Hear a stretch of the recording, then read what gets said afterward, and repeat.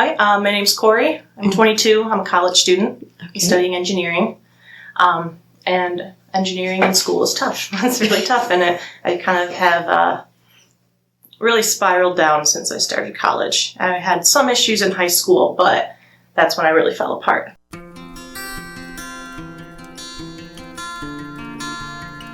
Christmas Eve dinner with my family, usually with 30 loud Italian people in one basement. It would get overwhelming for me, overstimulation.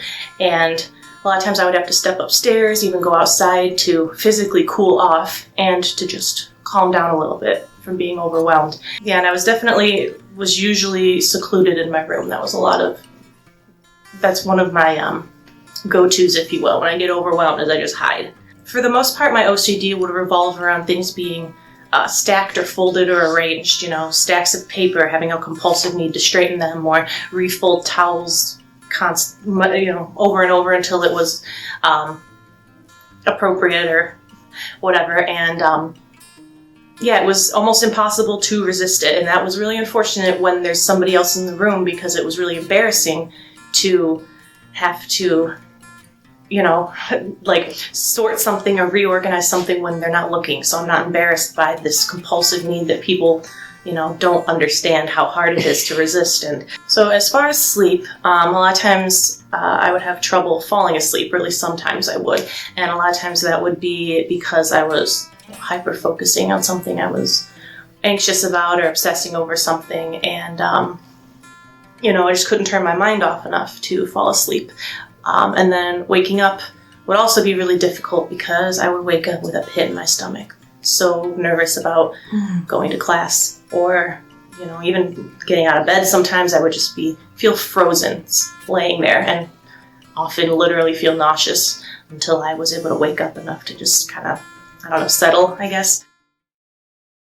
I did my sessions right before Christmas, on my Christmas break. This past Christmas, I was having a grand old time chatting with family, and it wasn't until we were on our way home that I realized I never stepped out of the room. And that kind of carried over into into class once the semester started.